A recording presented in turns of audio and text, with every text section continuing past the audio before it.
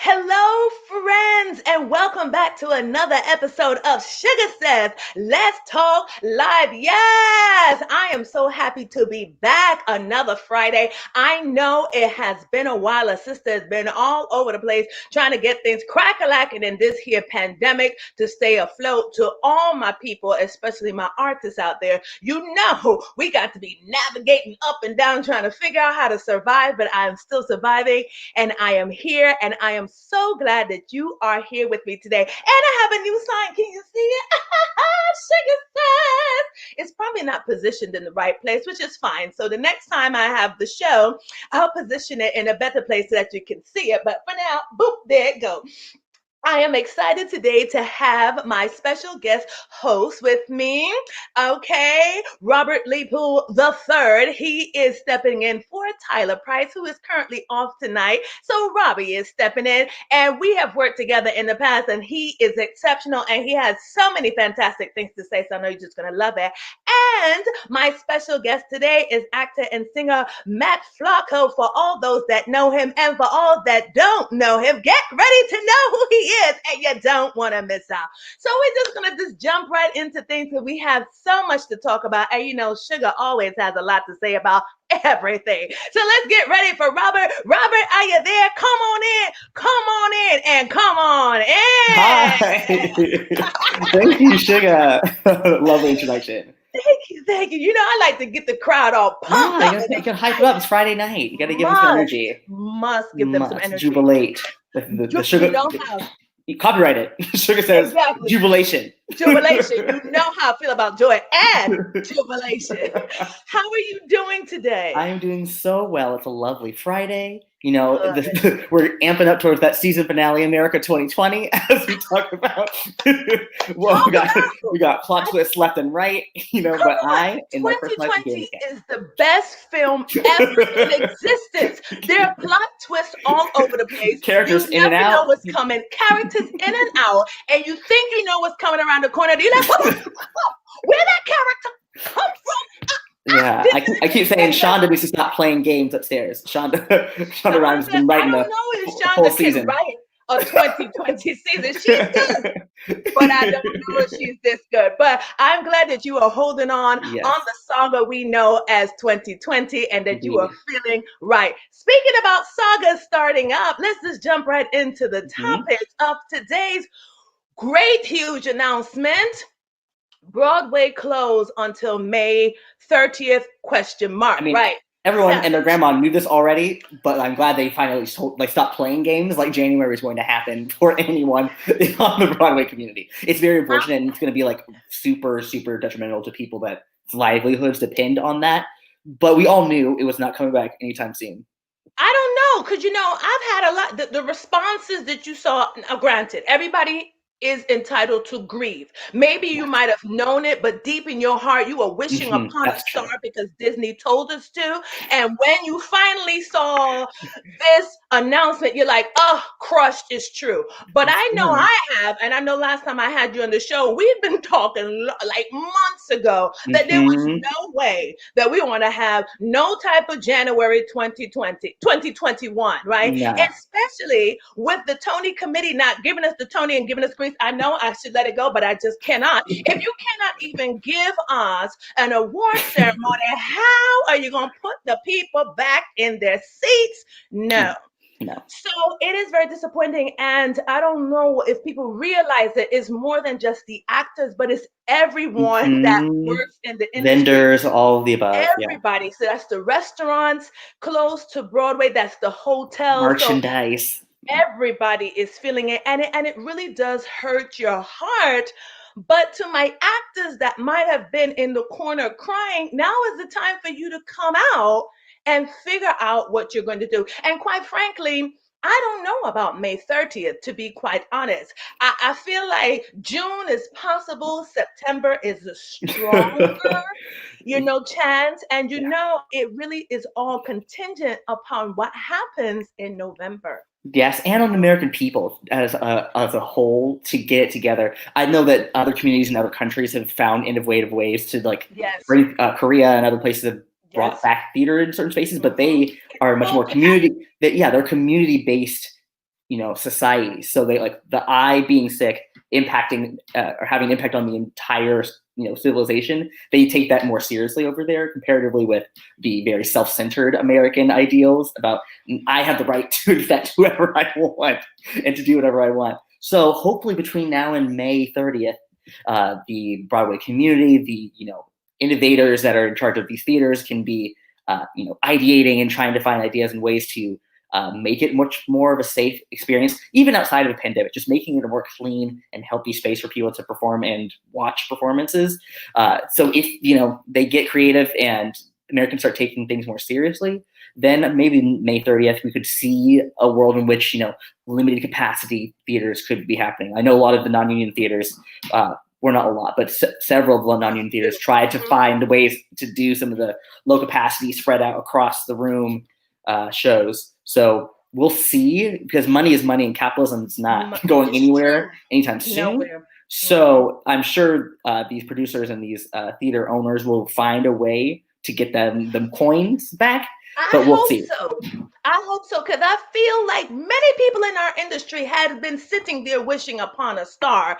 And maybe it's time for us to stop wishing and put in some action. I know it is a little bit more complex for our industry as opposed to film, but look, it is 2020. It is a whole new decade. We're living in a technical era, and it is time for us to be innovative. I feel like if William Shakespeare was around, he'd be like, you know what, we're going to figure this out because I need to pay my bills. So we need to figure it out.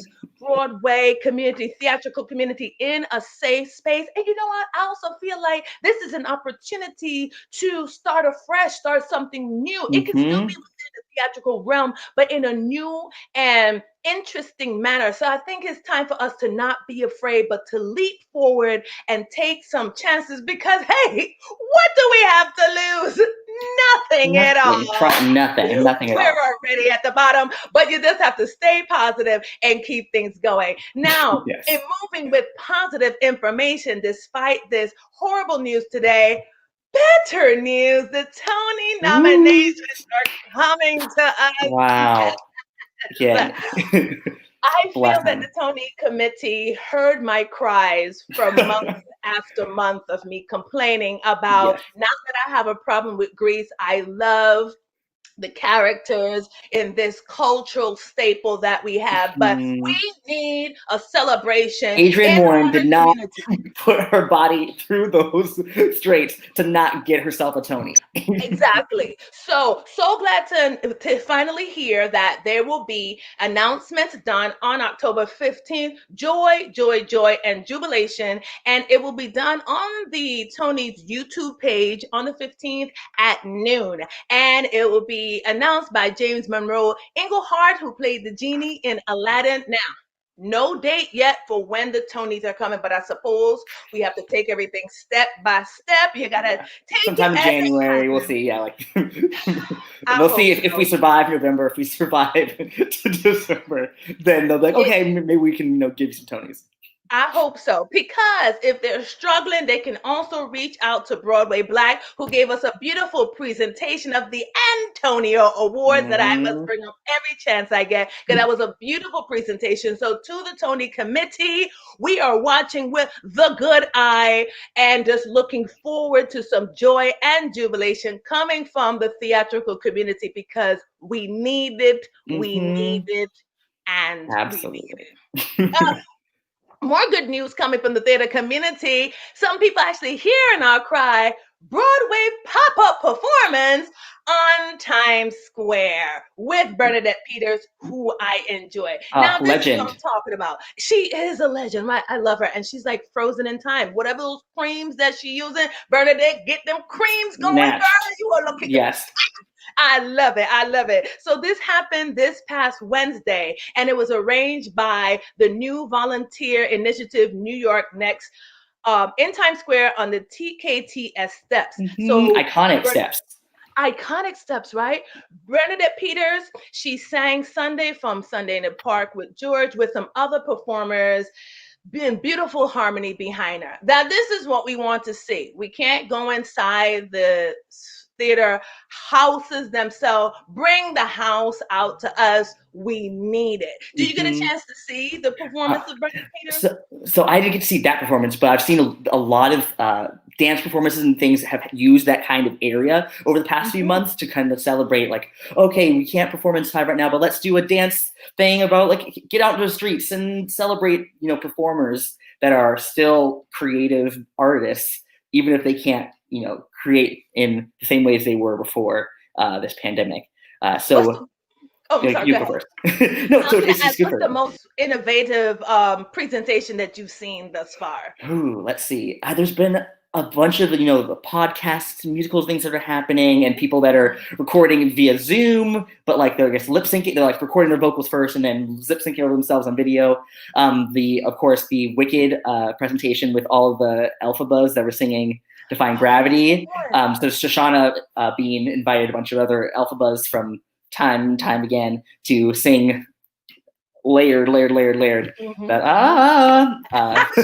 Defying Gravity. Yes. Oh, there's at least like 10 of them. You should definitely have to catch it. So I think that's most innovative. Yeah.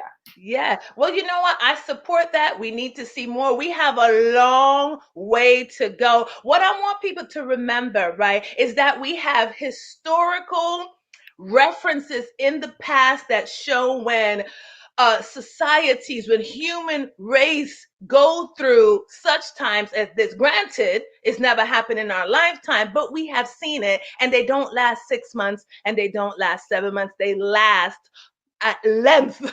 Okay. Yes. So I encourage everyone to stay positive and be creative. And I thank Bernadette Peters. And now I don't know a lot about this group, so I'm gonna have to go ahead and do some research. NYC next. Okay. To see what other things they're going to have for us. And what is next for giving us performances? We love it. Speaking about what is next, some other positive news coming out of the Broadway community. All-Star Play reading, October 14th to December 10th. It's like all of a sudden everybody had these things in their back pocket. They're like, oh, the door's not opening. Time to get them all out. And I'm grateful to that. Listen, yeah. Just in case you missed it, Morgan Freeman, Felicia Rashad, Patti LuPone, and more Broadway stars will perform in Broadway Best Show Spotlight on Plays, a weekly virtual reading starting October 14th to December 10th. That is great. So you have like almost a month of seeing your Broadway faves, and huge names. Huge names. So they're not going to give you no flat performance. They're going to give you elaborate, because they can't wait to perform. You know what I'm saying? So that's going to be fantastic. Did you read about this? Oh yeah, I think those. My chair. Patty did I forgot what it was, but a few months ago she was performing in her living room. I think it was Sondheim's birthday. I remember, but there was a whole. Yes. So Patty on video is going to give nothing less than top level performances. And I think this is so great to find ways to still engage the American people that is looking for different art forms. It's not just sitting watching Netflix, watching Hulu, but finding different kinds of art to engage in, and also families and people that want to like get some more culture into their lives. And then these performers that again have been like tweedling the thumbs and been looking for that content and that contact with an audience, even if it is virtual. You have to reach through the screen to find you. It's a way to connect in a deeper way. It is. Yes, we need the coins, but this is so much life for us. It's the air that we breathe. So any opportunity to reach out and touch somebody's hand to make this world a better place. Yes, indeed we can. So that will be coming, as I said, October 14th to December 10th. And to find out more information, you just pop on by today's Tix. You can check on the little app. I don't know how much it costs. I was searching for that information, so I'm sorry I could not find that. But go look that up. There's all these your favorite people there. You guys are just gonna love it. But let me tell you what I'm excited about. What I just saw. Tim Burton's The Nightmare Before Christmas virtual. So excited about that. Now, If you have seen The Nightmare Before Christmas, I have always felt that should have been a musical from forever. Okay, I keep tweeting Tim Burton. I'm like, can you turn this into a musical? Thank you, goodbye. And he doesn't answer me. But then I keep on sending him messages. You know what I mean? Mhm. Now I know this, it's owned by Disney, so you know how that goes. But I'm so glad in this time of pandemic, whatever rules or whatever needed to be shifted around, at least we're going to have this Mhm. presentation. So it is also a part of a fundraiser for the Actors Fund and the Lymphoma Research Foundation. It is October 31st at 7 p.m. and tickets are only $4.99. And there's some big names. Yes, come on, clap it up for Yeah, reach into the 4.99. whole wide audience. If you want to Yes, donate more, but not going to charge $75 for the virtual exactly. performance. Here Exactly. for it. And there's going to be some big names in this one too. Hmm. So we have Adrienne Warren, okay, from the Tina Give me my Turner Tony. musical. Come on, give it to me, please. Thank you and goodbye. And we have James Monroe Englehart again from Hmm. Aladdin. We have Donnie Burstein from Moulin Rouge, and many, many, many more. Hmm. Oh, this was a breath of fresh air because I love The Yeah. Nightmare Before Christmas. And let's say the Actors Fund needs money, and then this again Hmm. gives, like you said, the actors another opportunity to be engaged. Hmm. How do you feel about this? I'm intrigued because none of these people are have their strongholds in voice acting. So for such a heavy voice acting piece, it'll be interesting to see them dip in and what is this presentation going to be, because it's animated and it's for Is them to it? And see I it. wasn't Well, no, the sure. original, Is it I don't know right? what No, it this is will just a be. virtual Yeah, presentation. But yeah. what I could not find is who was playing who. So I was trying to look at the cast list, like who's playing Jack. Adrian Sally. Oh, she is Sally. Is Danny Hmm. going to be playing Jack? Danny is going to be playing Santa, according to this picture of Adrian, and Oh. then James Englehart's going to be playing Oogie Boogie, which makes sense. Oh, that's my favorite character there. Oh, that means he's about to kill them songs. I love the Oogie Boogie. So I don't know who's playing Jack. Did you find that out? Well, Oh, that's the what's his face. That is going to be Raphael. What's his face? Last name is it's Adrian shared on her Instagram. she did share. That's where I first Hmm. heard it. And then I continued to hear more information from deadline.com. I do follow Adrian. If you guys haven't followed Adrian Warren yet, you need to go ahead on Instagram and follow her. She is Hmm. She is fantastic. absolutely the best. I can't see. Oh, Raphael Casal. He was in Blind Spotting and Bad Education. So we'll see. Yeah, Interesting. and so Well, so these people. I mean, Rob McClure, who was going to be Doubtfire before things shut down, mhm. I'm sure has. I mean, to portray Robin, you have to be able to do some sort of voice acting You experience. must. You And then must. Leslie Margarita is also well known for being like wild, larger than life characters. So we'll see what these people bring to this animated stage. Yes, my hope for this is that this presentation does so fantastic that when we get out of this pandemic, it will finally come to the Broadway stage. Yes, So you y'all pray manifest that it. with Just me. keep putting it out. Yes, I'm putting it out there because we need some more of The Nightmare Before Christmas in front of our faces, because it also works for Halloween and for Christmas. So come Hmm. on, getting those All coins here season. and there and Hmm. everywhere. Give So Elf that a is break. coming up. Right? Give Elf a break. Now, I love Elf, but still, give Elf a break. Let's bring something else on for the season, truly. So, you guys go ahead and look out for that. Again, I couldn't find, but if you look up Broadway Voices, you'll be able to find, or just type in The Nightmare Before Christmas virtual presentation, and you will find that indeed. Now, again, if you're enjoying these fantastic topics, make sure you tune in every Friday at 7:10 p.m. Eastern on Facebook Live. Also on YouTube Live for more engaging conversation in theater and film. Yes, yes, and yes. Now, moving on to the major topic of the show, pivoting during a pandemic. So, like many Ah. industries, this industry, the entertainment industry, live performance industry, has taken one of the hardest blows. Okay, it is documented. We are at the top of the list, right? It's like one, Mhm. two, three. We're right there. Film is figuring out a way to move ahead, but live performance, which includes theater, has been having a very rough patch. Now, as I said earlier, now is the time to figure it out. Not that we're straying away from the things that we love, but you need to survive. It is in survival mode. So we're encouraging people to figure out ways of pivoting during the pandemic. So, Robert, how have you been pivoting during this here pandemic? How have you been staying afloat? How have you been staying alive? How have Yes. Important. I know you and I talked about this many times about the grind being an essential part of being a performer, being an artist, being able to find a way around the rejections and the no's, even outside of the pandemic.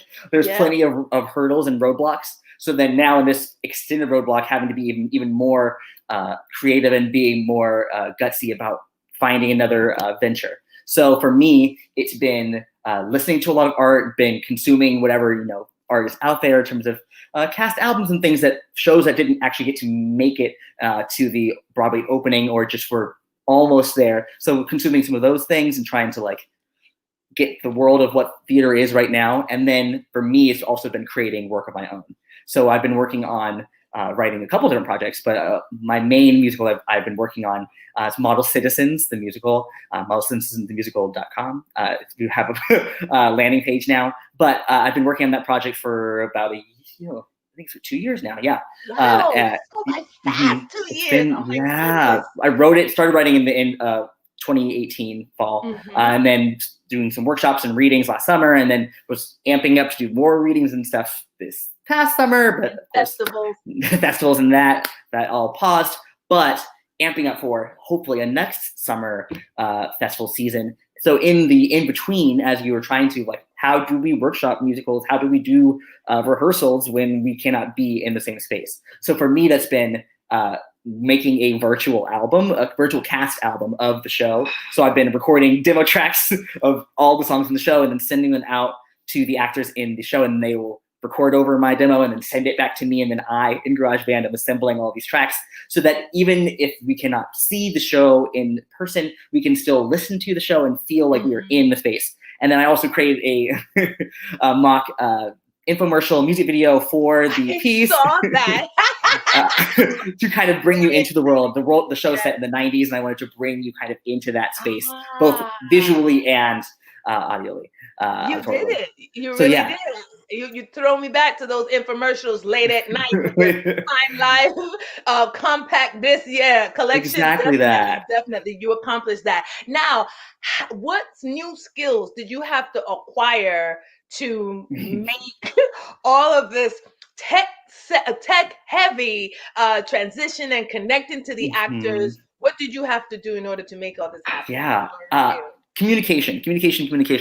So Tabitha Gale, who is my cohort, she's been director, stage manager. She's done a lot of different hats. And my sister Haley, who is the co-writer of the piece, we all juggled a lot in terms of sending emails to people and getting sure the sheet music is right, making sure the PDFs are there, and then Google Drive, bless Google Drive for being a place for me to drop all those learning tracks and drop all the PDFs, and then people will receive their own Google Drive folder and then put their own recordings back, and I take it from there and drop it in GarageBand. So it's using the technology we have at our fingertips and finding ways to use that for our own good to make things move forward. So okay, I can't be in space with you, but we can text about this project, and then on Google Docs we can both edit the libretto at the same time, and then we have a working document. So it's just finding ways to be creative and still communicate, even if it is virtually and you can't share physical space. You can still collaborate and move things forward. In the matrix, in the technology. Exactly. What new tech skills did you have to learn, or did you have GarageBand? Whoa, okay. So I have dabbled in GarageBand and been decent with it, but having to really be on top of it. Zoom. I don't know if I talked to you about it, but I did a virtual reading of a Zoom musical a few weeks ago, which was wild. They had pre-recorded, much the way I'm doing with my own musical. They pre-recorded all the music, but then they brought us on to read the book. So then we would cold reading. Again, we didn't have a lot of rehearsal, or we had no rehearsal. We had our own time to read the book beforehand. But we jumped in, showed up on the Zoom call, and then we would reread the line. As soon as we get to the cue, someone would take over the Zoom reading and then share the song, and it'd be quick. playing the music from the piece, and then we jump back into the reading and jump back from music to the book. So it's been a learning process, learning how to use Zoom, how to be on top of that technology, which is so new. I think Skype kind of dropped the ball there because we were so used to like know how to Skype and FaceTime, and now we're having to catch up with Zoom. But Zoom is taken over that virtual space of sharing video. Yeah, exactly. Sharing video calls. So Zoom technology, GarageBand have been my main tech resources, as well as the Google Suite, Google Docs, and all that. That's very helpful. I use that one too. Now, what has been some of your major struggles that you have encountered in, doing this collaborative process? Yeah. I mean, in terms of workshopping and musical, the whole fun of workshopping is that you're in the space and you just have to play around. So we kind of missing a lot of that, both in the musicals I've read for and my own. There isn't the same way to be able to play, especially musically, because you cannot, like, if I'm going to play music from my phone or my computer, it's not going to be the same on your side. No. We can't sing together. We had a Zoom birthday, and so you even try to sing "Happy Birthday" on Zoom with multiple people. Happy birthday! Such a delay. Please. So dealing with trying to find ways to be more creative, or try to be creative without actually sharing the same space. So like, hey, here's my idea. I'll do a demo of what I think the song should sound like. I send it to you. You do your own creative take on it, send it back. And I was like doing that game of telephone kind of with some of the material has been my workaround. But people are doing other different sorts of things on YouTube. And there's a virtual performance that's going up. I forgot, one of the guys from Strange Loop is putting on, he wrote this piece that's going up at Poseidon Theater Company, I think is what it's called. Very nice. And so they're selling tickets for this virtual experience, and you're going to jump in and watch these live performers. I don't really know what it's going to be, but people are trying to find ways around the distance factor and to still let you feel like you are part of the process. You're in the room of the electricity that exists in live theater. Now, one question for you. Nose is itchy. Now, people talk about their struggles with recording, like auditions or talking to the camera, how awkward it is to reach out and touch somebody's hand. Now, you see, as actors, we're accustomed to being in front of everybody's face, and now you're like, oh, you want me to talk to the camera with nobody else there? So how, if any, type of feelings or experience have you had with talking to the camera and giving that energy through the screen? Yeah, self-tapes have always been kind of the bane of existence, just because I think many of us actors are such perfectionists. So some of the beauty of live theater is that it is just, you do it and it lives in the space of what it is. You try something new and you make it happen. Whereas the self-tapes and these video performances, you can just watch it forever and see everything. Oh, I hate the way I looked there. I hate the way I sounded there. Like, you can nitpick. So I think it takes a level of just kind of like letting it go. Like, hey, you still have to like put yourself in the space of like, this is theater. I'm just going to do it. And the grittiness, some of the non-perfect moments are what make it special, make it good. That's why I personally miss about live theaters the vibrancy, the electricity of like, oh, I have no idea what is going to happen next in terms of you can make a different choice, you can sing a different note, especially with people like Shoshana Bean on stage. You never know what they're going to do, what option they're going to choose. Cynthia Erivo, what option they're going to choose. That's, I think, some of the energy we still need to bring to the space, even if it is harder because you're looking at the screen and performing to no one, right? Which you can kind of read to a certain extent. But I think if you can like psych yourself up, get the right playlist, put yourself in the headspace to be like, okay, pretend like this is the last time I'm ever going to get to sing ever again, and let me give performance. I think that kind of gives a different energy. So you see, y'all heard it here on Shuga Says. Bring that heat, bring that energy, because we're gonna not be on stage. It's a marathon. It is not a sprint. It is a marathon, not a sprint. So you just have to just push yourself through it and bring that amazing energy. Now, talking about amazing energy, I'm going to bring our special guest in on this conversation because he has been pivoting through this here pandemic of corona. Okay, so help me welcome. Clap it on up wherever you are. My special guest for the day, actor Matt Flocko. Here he is. Hello. How are you doing? I am great, and I'm highly enlightened by both of you just for the past half hour. Yes. I've been given so much life. So yeah, this evening it is Friday, TGIF. I am doing, which also it only takes one more syllable to say, thank God it's Friday. Just yes. Thank God indeed, because we're still here. Still here. Yes, but I am great, thank you. How are you both? Good. We're kicking up and just trying to make things keep on popping and percolating. You know what I'm saying? So as you see, we've been talking about pivoting during this time of Corona. So how has this whole, where we at, 7 months journey been for you? Or how, I think 6, 7, wherever we are. How has it been for you? Give us all the little tea.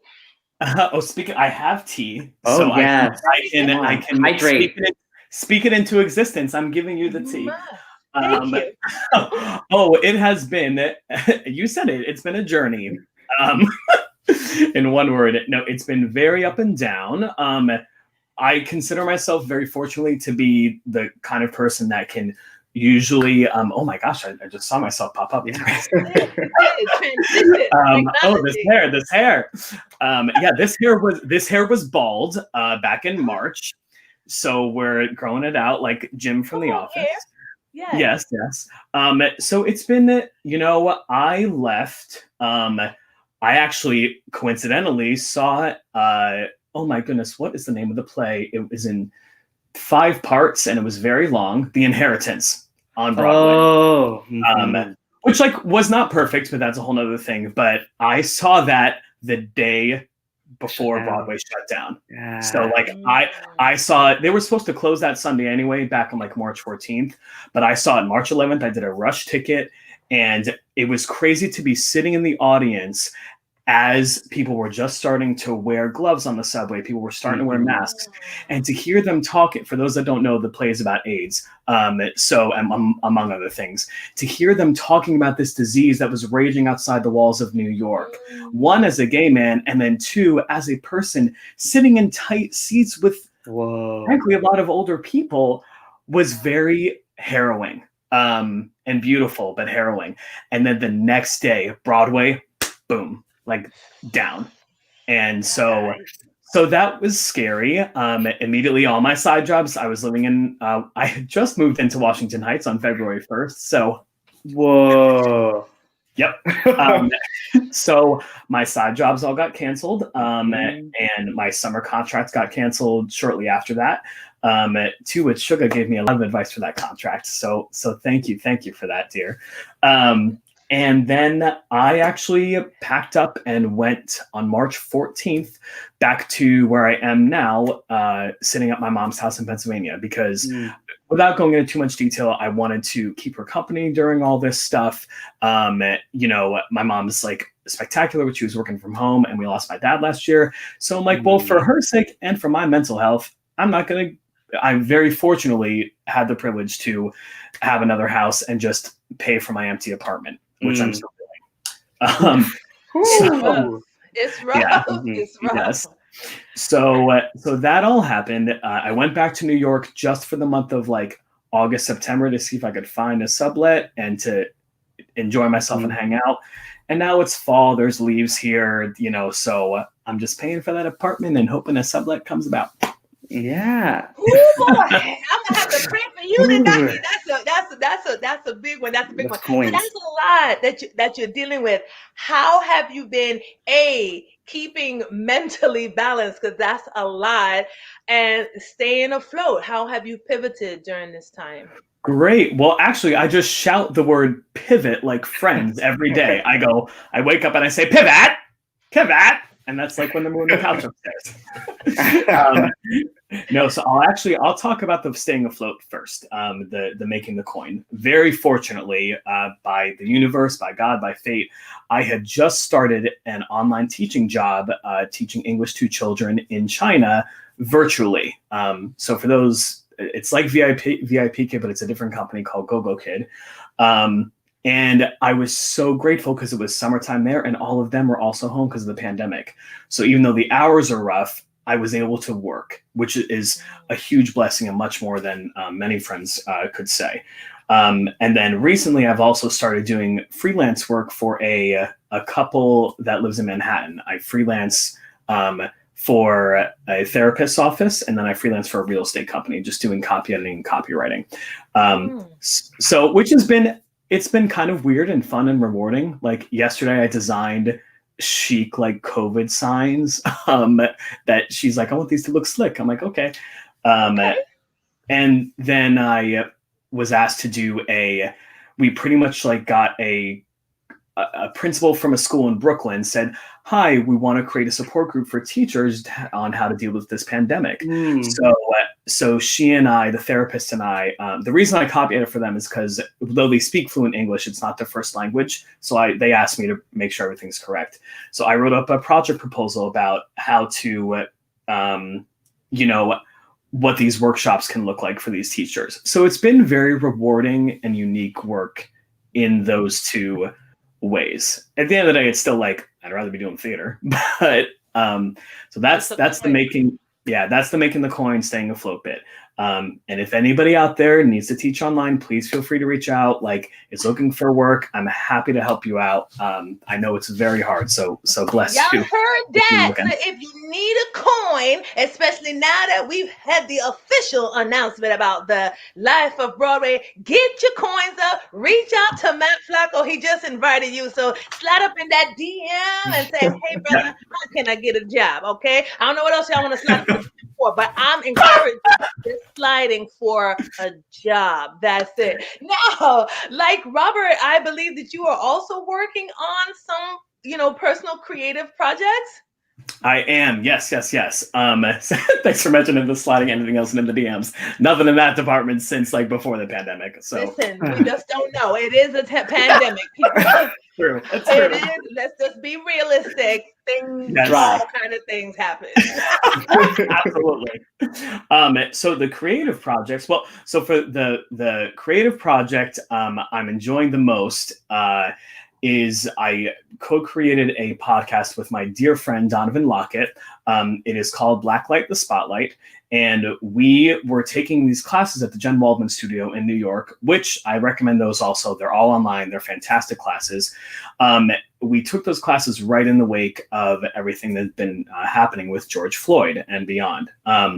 So I wanted to find a way to give space to BIPOC artists and to LGBT plus artists, but not take up the space myself. So it's like, how do we do this? So we came up with this podcast that essentially, on the one hand, examines a lot of the stuff that we have going on in place for the not all theater is heteronormative, of course, and not all theater is white, but tackling the entertainment industry as a whole in that way.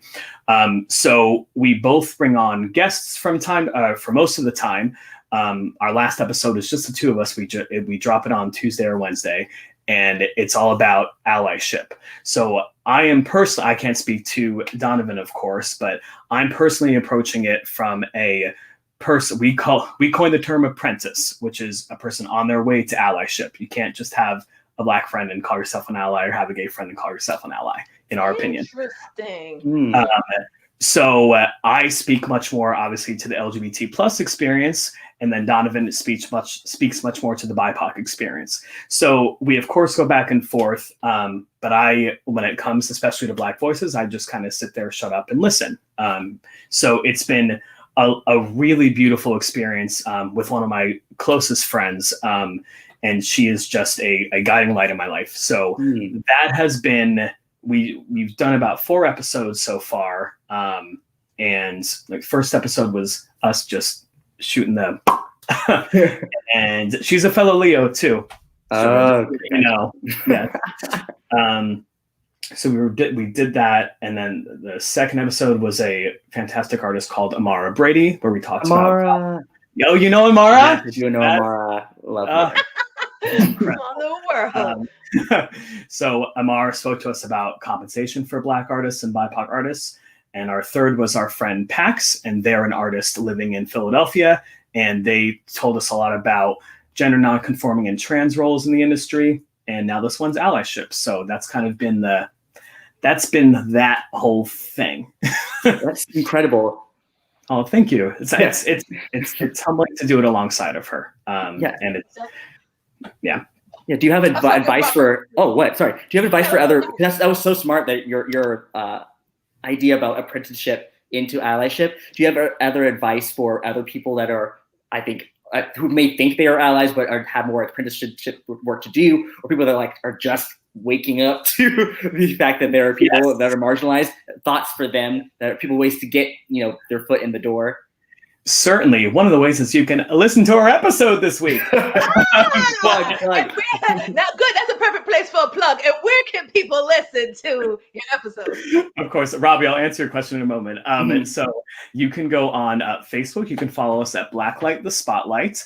It's a purple logo. And then you can follow us on Instagram at Blacklight. It's all one word, Blacklight is one word, _ spotlight, one word as well. So that's where you can find us. And Robbie, I won't prescribe too much. I'll just say what I've learned as a white person on a journey to allyship. And that is that there are multiple steps. The first thing I learned, Donovan texted me on day one. I put up a post after George Floyd's death, and I said, okay, I was pretty much like, okay, Black friends, we know we've been here. What can we do? And she texted me. She says, Matt, I love you, but it's not our time to do the emotional labor. It is your time. It is white friends. And I was so grateful for that. So two of my best friends and I who are white have been not holding an accountability group per se, but we'll text each other resources back and forth. A great 2 podcasts I listen to are Code Switch on NPR. Fantastic. And 1619 on NPR. 1619 on Spotify, New York Times. Okay. Consuming a lot of Black content is Donovan's advice, and something my mom and I started doing. So those are just some ways in which you can start the process if you don't know where to. Super great. Yeah, definitely there's not one lane, not one way to be a good ally, but just, knowing that there are resources out there if you just look and put a little bit of emotional labor in there and finding them for yourself. Yes, certainly. And to answer your other question about one more thing, if I might say, about keeping things for my mental health, I was for that time I was in New York. For any New Yorkers or people on the East Coast listening, they just reopened some of the museums with all guidelines in place. So in my final week in New York, I think it was $100 on City Pass, maybe a little more. I saved up and I was like, you know what? I'm going to do the touristy things because it's an opportunity where no one is in the crowded, right? Wow. I went to the Statue of Liberty, and for the first time, it was. And that was actually the only time I've listened to a musical in this pandemic, because it's hard for me to listen to them because I get sad. But I rolled up listening to all the songs of Ragtime, and Mayor and Maisie back to before. Make them hear you. Just to hear that and to see the statue, I just started sobbing because of everything that's going on. But the positivity and the resilience that people have been creating as well. So I recommend doing that. I went to the Edge, which is on the west side. The Edge is a new spot at Hudson Yards, and it looks over. It was $30. It looks over all the Manhattan skyline. You can see everything. So I highly, highly recommend.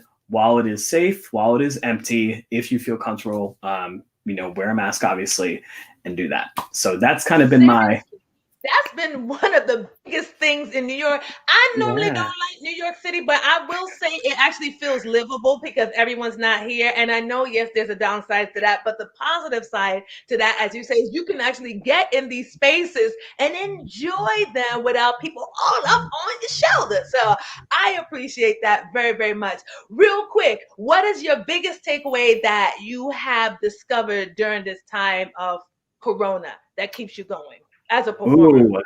My biggest takeaway is that social media is the devil. Ooh. No. No, my biggest takeaway, I think, is that for me personally, it's okay to do a complete pivot in career. I'm personally, I find a lot of this online stuff beautiful, but very hard because I miss live theater. Although might pivot back after hearing all these projects you're talking about tonight. You can always pivot back. That's for everybody to know. Just because you pivot doesn't mean pivot you turn. It. Just keep doing it. You know what I'm saying? There you go. And you can still be a savage. So it's okay. It's okay. But I'm sorry, continue, Matt.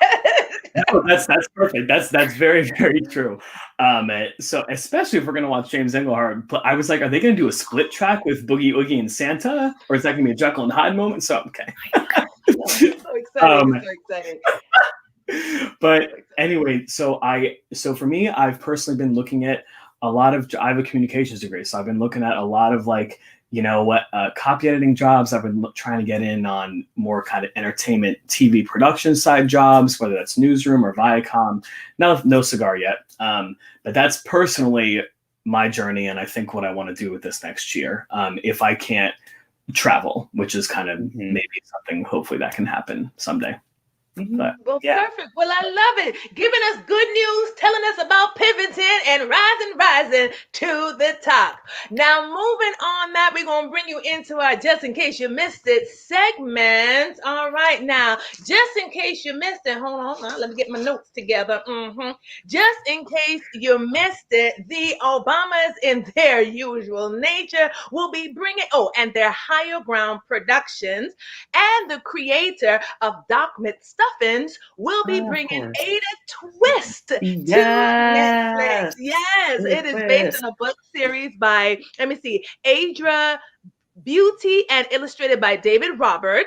And Ada Twist is a science-based animated series, and she helps people through science and, of course, by serving and being connected through diversity. So I love it. It is coming to Netflix. It will be launching in 2021. And this is just exciting. What I love about the Obamas is since they have left the White House, they have continuously found a way to stay connected to the American people. And when I heard that they launched this company and they're like, listen, we're going to give you our perspective of, like different topics in the world. And, because we watch things, that's the perfect tool for them to do. And I know they've done documentaries, but now to branch into animation, come on, 2020, giving us good things to do. So I'm excited about that. Robert, your thoughts on Ada Twist coming to Netflix? Before the pandemic shut down, I was on a tour, TheaterWorks, doing a Pete the Cat, which is a popular kids book series. But TheaterWorks also has at the same time had a tour of Rosa Revere Engineer, who is the same author of Ada Twist. So Ada Twist is a character in the Rosa Revere musical that was touring. Yes. Okay. So Ada Twist is a very popular Rosa Revere as well. That whole series of empowered kids that are engineers and scientists, and they have another one. I forgot what it's called. It's called Sofia Valdez Future Prez. So just like these empowered kids that can see themselves being architects and scientists and engineers and presidents. It's so cool. I think it's fantastic. Being creative and allowing kids to be, innovators and allow them to challenge things and not to break rules, but question why and be inquisitive. And encouraging those thoughts is so important. We want smart kids. We want kids to be the future and innovate and solve the world's problems. So we need them to ask the questions and solve the problems. So I'm all about it. Ada Twist. Doc McStuffin. When I was young, I ain't have no Doc McStuffin. No McStuffin. No. We did it. I mean, the characters didn't look like me, which was cool. I mean, I didn't know a difference back then. But then when Doc McStuffins came, I said, yes, Doc McStuffins. I love this little black girl doctor. So now we have the scientists, and it's so good to know. I didn't know like the book series had all these other encouraging aspects for children. So that is truly amazing. I miss the Obamas. I wish they could come back.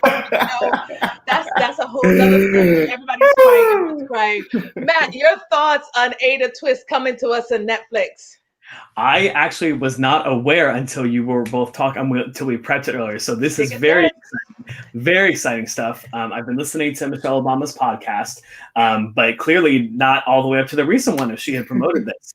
So I knew that they were creating an online platform with Higher Ground. I knew that was a deal they made with Netflix, like 2 years ago, maybe. And I talked about it on Letterman, but I, worship the ground I walk on. So when I worked for Disney Cruise Line, and we had I did a preschool program alongside a Doc McStubbins that was my height. But, oh wow, yes. But I love that's more of the content I'm very much enjoying seeing and representation for everyone. So I think that's very cool, and I'm super excited about it. So excited about that. Let me tell you something. Netflix is aligning itself to be diversity central, especially when it comes to the Black people. I mean, they had Project Galore.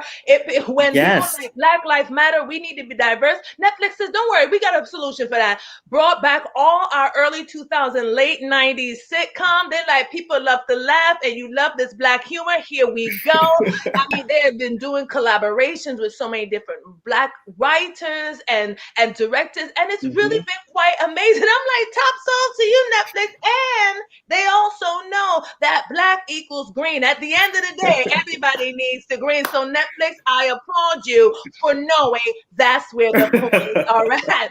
So we look forward to seeing even more things coming for Netflix, and do believe a whole bunch of things are coming with beautiful, diverse colors at Netflix. Moving on to more diversity. Grownish star Yara Shahidi will be playing Tinkerbell in the live action production of Peter Pan via Disney. Come on, Disney, trying to hop on board for the diversity, and that I support. So, of course, we had Halle, right? No, Halle, right? From the Ariel, yes. Right, who's going to be Ariel, which I'm so excited about that. And now we have Yara, who, in addition to her acting, is quite the activist, to play Tinkerbell. I don't think I have ever seen a person of color play Tinkerbell? Definitely not. No, right. So that's going to be amazing. And she has a wide reach in audience because of her age group, and because, of grownish. And so now Disney was like, let me tap you. Yes, because that's a good move right there too. So no information has been released yet when we can expect this.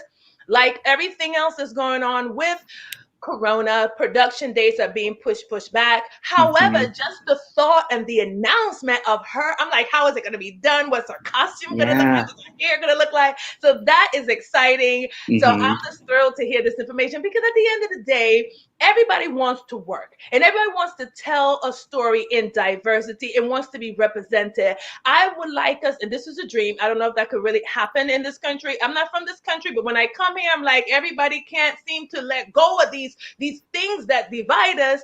At the end of the day, we're all people, and we have stories to share, and actors want to work based on their qualifications. They want to know that I was the best in the room, and because I'm the best, not because you want to fulfill some sort of quota. So hopefully, with all that's going on, we can move into that realm. That's my prayer every night. But in the meantime, I'm excited about Yara Shahidi. Yes, and Jude Law playing Captain Hook.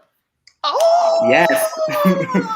Now that I didn't know. Thank you for adding that to the pot. So that would be a juicy mix. Yes. I'm already excited about this. Thank you, Robert, for adding that to the mix. Now I'm double excited. He can still get it too. He can still get it. Oh Lord, I was not prepared. See, and he takes a sip after that comment. Is that all you have to tell us about the live action? I mean, we're waiting and see. I mean, there've been so many live action Peter Pans at this point. So like, oh yes, of course. We love the toys right there. He is ready. So he is ready and prepared for live action. Yes. I love me some Peter Pan, Peter Pan the ride, Peter Pan the movie, all of the above. There've been so many adaptations at this point. I want to know what is new. Are they? Is it focusing more on Tinkerbell? Is it focusing on Captain Hook? Like what spin are you putting on this, or is it just another Disney retake? I mean, I'll take it. We'll see. We'll see. We'll see. We'll see, but I have no idea. We'll see indeed. Let me tell you what I don't want to see, but I guess we will see. The Lion King 2 live action continues. All right, so for those that have not disgrace, that's my one word. The live action Lion King came to us last year, I believe 2019 was that. I already thought it was going to go downhill from its origin of announcement. Okay, how are you supposed to make the live action give us emotions when Mufasa passes away and Simba's crying? A live animal cannot produce animation. And not knocking her, but I have to knock her. Beyonce was playing Nala, and I said, no, why do we keep doing this? Whatever the case is, it was Disney. It did do well in the box office, but did not do well with reviews. But Disney doesn't care. They're like, there anyway. Okay, I didn't come, but many other people did. So now we will have Lion King 2 coming to us live action. It is supposed to, as you talk about different takes, it's supposed to more give us the backstory of Mufasa. So that was exciting because we don't really know when the film opens up the animation. We don't get a lot of Mufasa. We get Simba. And then he comes in the shadows. So I'm curious to know, do we see when he meets Tarabi? Like, what are we going to see? And it's directed by Barry Jenkins, Moonlight. That's all that has been released. We did not see whether or not Beyonce is coming back, but maybe she's not. If we're focusing on Mufasa, and I'm overjoyed. Again, I support her when she's singing somewhere else. Just don't come and take away jobs from us that sing and can act. The acting. So it's not based on Lion King 2, the previous animated film, but is about the offspring of Simba. This is a separate venture. Solid yet, but that's just the little bits and pieces of what it may be surrounding. So we'll have to see. I was just searching for no Beyonce, so I'm happy about that. But we will see how that comes together. That is my thoughts on that. The music from Lion King 2 is pretty spectacular. If you have not watched the animated film, go back and reconsume that material. It's great. It's not even about the music for me. It's more, are their faces going to move? Oh, I'm talking about the animated film.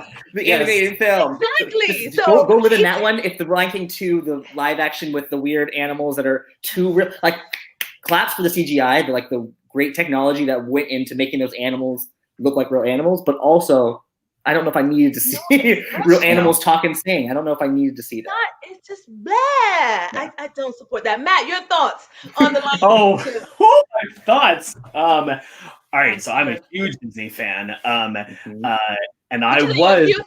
Oh, Beyonce? I missed that. Huge Disney. I'm also a huge Beyonce fan. But you know how some things, I'm also a huge fan of peanut butter, and I'm a huge fan of whiskey. So actually, those two together might work. They actually taste nice. But peanut butter and sardines. And pizza. Do you like sardines? No, but I'm just saying how you see that things don't mix. That's like Beyonce and Lion King. That's my Don't call her a sardine. I'm just saying she's a sardine when it comes to acting, and that's only acting. Only acting. No, you know what? Give me the heart. You know what I'm talking about. Shuga, there is nothing fishy about Beyonce. I'll say that. Thank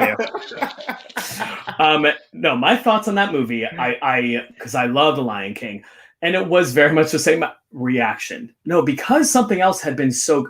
Jungle Book, which I don't like the original, was surprisingly great, and I was and Beauty and the Beast.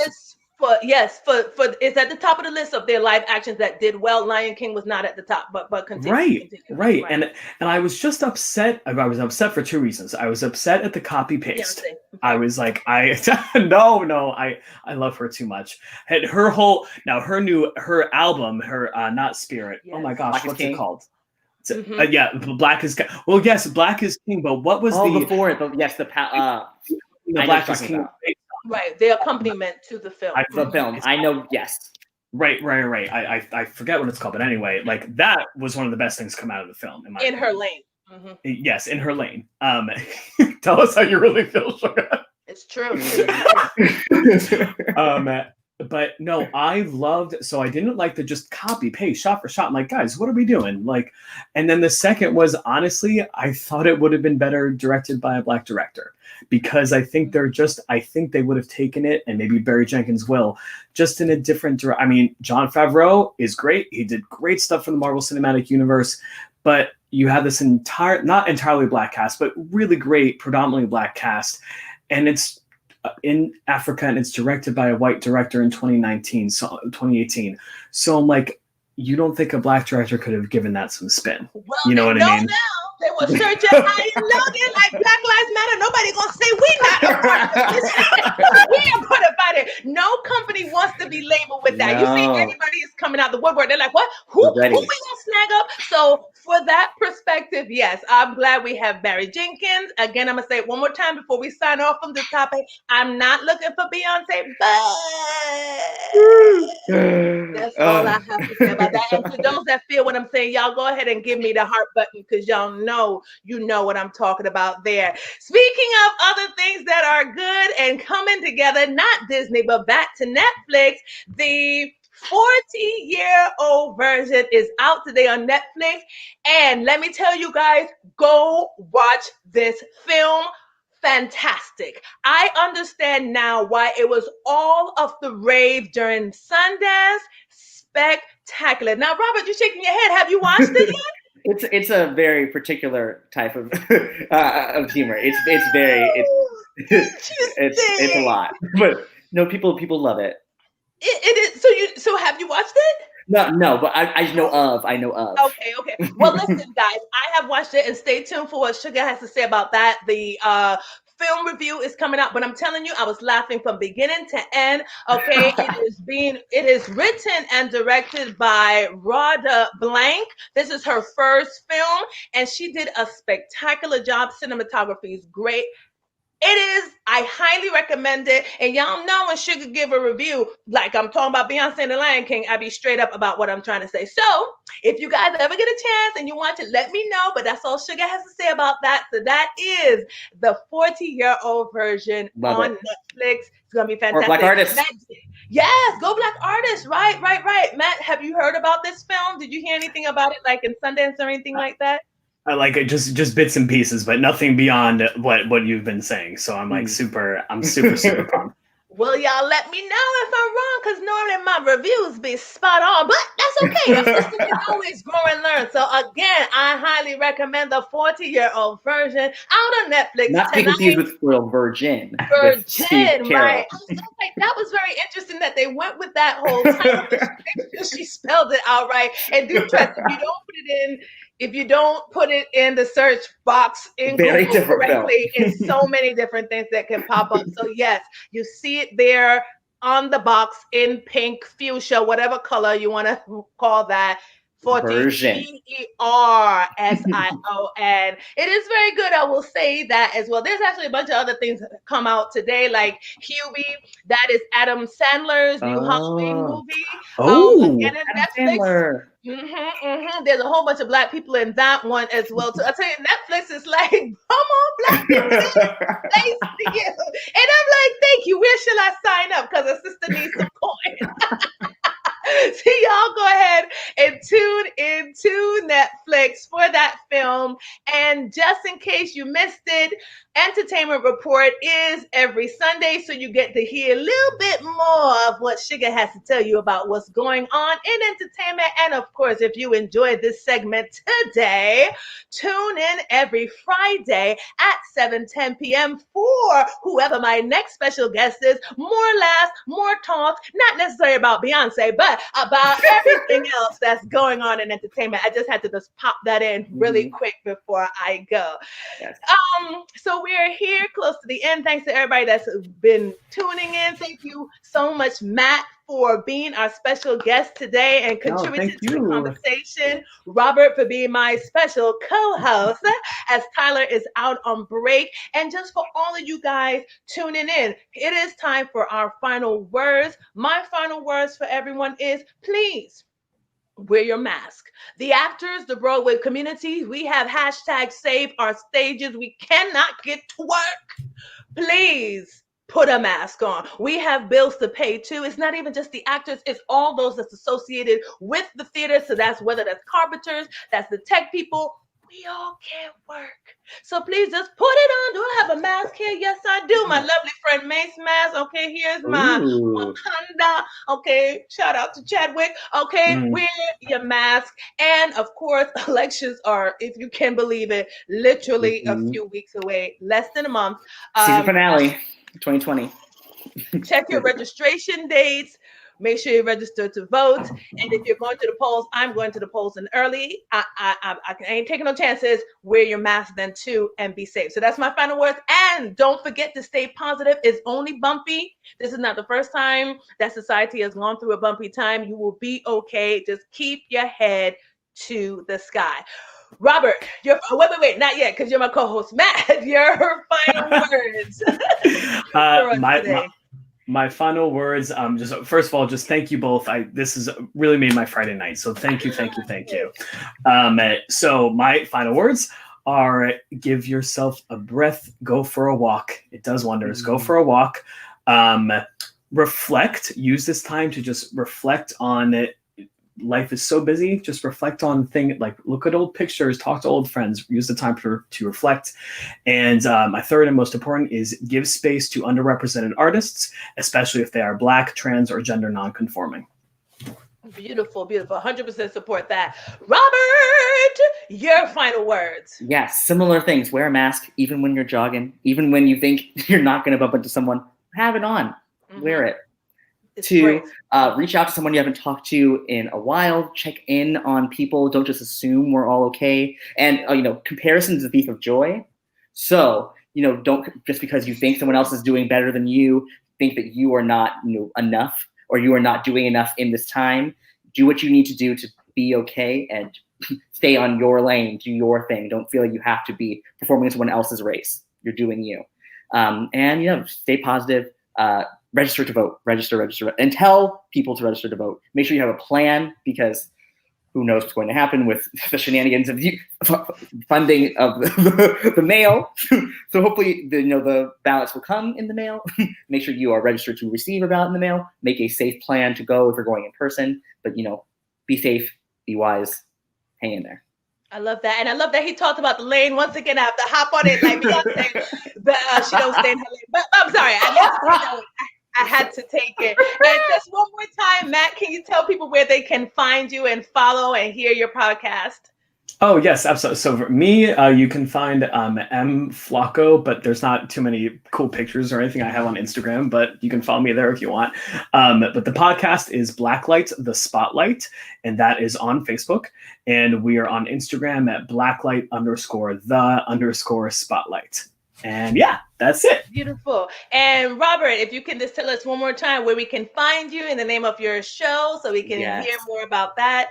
Cool. I'm at RLPOOLE3 on Instagram. And then you can find my show at modelcitizensthemusical.com. Yes, indeed. I love all these things percolating. And of course, you can find me at Shuga Says Everywhere, because Shuga has a lot to say about everything. Don't forget to tune in on Fridays. Thanks so much for being an awesome audience. And peace. Be kind to yourself. See you next time. Bye.